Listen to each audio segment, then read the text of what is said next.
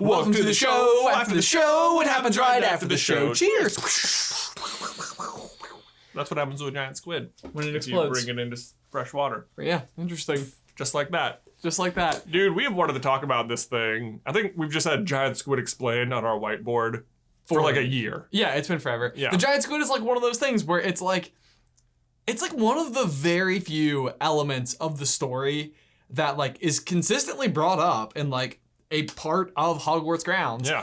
That just goes on to have no actual functional purpose whatsoever. No, none that's revealed to us anyway. Right.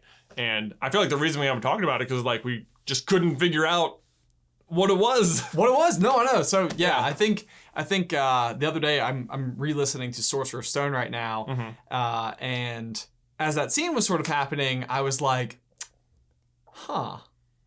Like, because it is one of those things where everybody always just thought that the carriages were just drawn up to the castle by magic. And then it's like, no, even though probably they could be pulled up by magic, they aren't. Right. Like, it seems within the possibility of, like, the wizards and witches that run Hogwarts that they could just magic them up the street. Certainly they could. And, like, you even see Hagrid magic a boat into movement earlier. Right. And he's the one who's there, but it's like, he's not supposed to do magic, and it's like, there's no other teachers there, and I can't just imagine he's like, boop, boop, boop, boop, boop, boop, boop, boop, boop, and like magics all the boats. Like, that feels unsafe when he's not supposed to do it. Right. The fact that it's specifically Hagrid that's involved with that mission, or like with the job of moving them across the lake, to me speaks more to his affinity for magical beasts than it does his magical prowess. Like, part of me almost even wonders, like, it seems like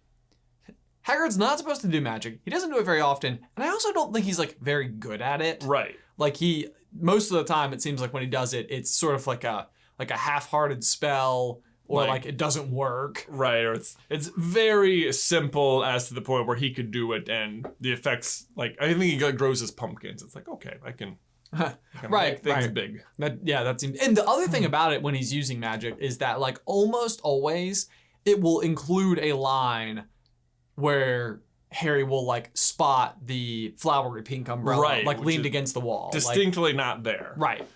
This is just him saying forward, and it's like, perhaps another teacher came down earlier and bewitched the boats so that they would move forward upon Hagrid's command, but it just seems like this is better. And then the fact that Dennis Creevy falls in and gets put back in the boat, like the squid is right there. It's like, it's ready. It's ready for this exact thing.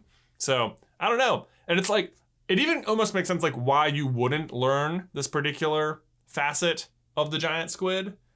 Like, or that the boats are pulled by, because it's not something Harry does every year. It's just the very first time. And it's not like, you know, if he doesn't learn then, why would he ever learn later? And if Harry doesn't learn it, you don't really learn it. Right. Yeah, no, it's super interesting. And I think the other thing that really nailed this particular one home for me was the class size at Hogwarts. Right. And like when you go through, it seems like pretty much consistently across the board, all sources are going to say like, based on all the character names we're ever given, it sounds like there's approximately 40 students per class. So it's about 10 new students into each house each year. Roughly. Yeah. So and it actually seems to get varies between 36 and 40. So the fact that there would be 10 boats, four people to a boat, you know, like 10 tentacles, or 8 plus 2. Yes. Yeah, no, it seems fitting across the board. And I feel like I don't know, it just feels right to me. Like, it just seems, especially when you compare it with the Thestrals, like it matches up very nicely. Right. That something is doing it. Right, like Hagrid's down there tending the Thestrals, he may as well also be tending the squid. Right. You know? Yeah. I like it. And even the fact that, like, she would include a giant squid, which is this, like, mysterious creature in 1997, and it still kind of is. Yeah. Well, and so that's the other thing too. Yeah. So you're talking about like her writing the books in the 90s. Right. At this point in time, you're still 10 years out plus before we've ever gotten a giant squid like on video. Right. They kind of are like a little magical and mysterious in the real world at the time of writing. Right. And even since then, I mean, we said this in the video, but I think they've only been caught on camera like 3 times. It's very difficult and very expensive. So it's, and even what we have none of them are like really good shots. None of them like have, it's not like they found one and they photographed it for a while and they like followed it with a submarine and like got to see it do stuff. Right. Like, think about all the planet Earth things that we have and like all the incredible shots that we've actually caught on camera. Right. And this particular creature 3 times. It's like just because it like swims by and it'll like basically swim by or like interact with the camera because it thinks it's something else. And as soon as it realizes it's not food, it's like, see ya. See ya. And yeah. So even the shots you have aren't like, long lingering shots. And they're not even, I feel like it's hard to even get a great scale of them because there's not like other things in the shot. That's the other thing. Yeah. So you're sort of taking it at face value that the scientists are delivering you what they know, in fact, to be a giant squid. Because otherwise, there is no sense of scale. Like, it could just be a really small camera. Right. In a medium-sized squid. Yeah. Anyway, but if you haven't seen it before, though, the footage and just sort of the story that goes into, like, how they do it, I would recommend checking it out. There's, like, a cool TED Talks about it done by one of the... Cool TED Talks and... scientists. Yeah, but one of the crew, and then also...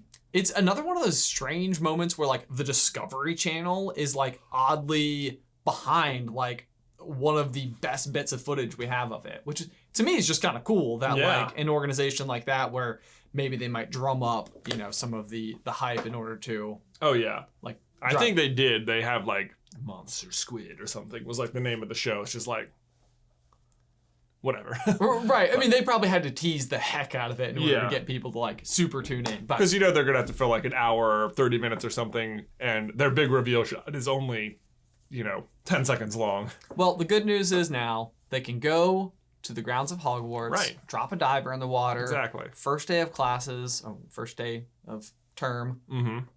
And we'll be all good. You get to watch one literally moving 10 boats at once. This is not related at all, but it always seems like the train always leaves on September 1. Uh-huh. And it is like, it always times out such that he sells like a 5-day week. Like, there's never like, we had like... It was a Wednesday on September 1, so there was like 5 days of free time before classes started. I've always thought about that too. Yeah. It's totally one of those things where it's sort of like, you just sort of take it at face value. Maybe they just don't do like weekends the same way. It's sort of like the first 5 days after you get there is like when classes. Yeah, right. It starts with September 1, then you have 5 days of classes, and then you have a 2-day weekend. It's not Saturday and Sunday. It's just 5 and 2. Right, 5 and 2. There you go. However it works out. That'd be so annoying. It would be such a magic thing to do, though. Yeah. That would be like, I feel like the best time. Like, it'd be a reason to look forward to school because you'd be like, we've got like 5 days to just like hang out. And get ready, yeah. Oh my gosh. It would be super interesting. Like, even the idea of like going to like a boarding school like this. Mm-hmm. I don't know. Like, I think as a kid would have terrified me. Right. Like, if you told me that like I leave on September 1st and I'm not going to see my family again until Christmas. Right. I would have cried, sobbed. But really, it's like, I have no idea. I didn't go. But it sounds more like it could feel like permanent summer camp, except instead of going to like horseback riding and archery, you go to math and science every day. Ugh, math and science. But then at night, you're just like, hey, friends. We get to hang out. All day. We have a common room. Cool. Anyway. Would you guys have gone to Hogwarts? I definitely would have. It would have been so much fun. That would have made it better. I still would have cried.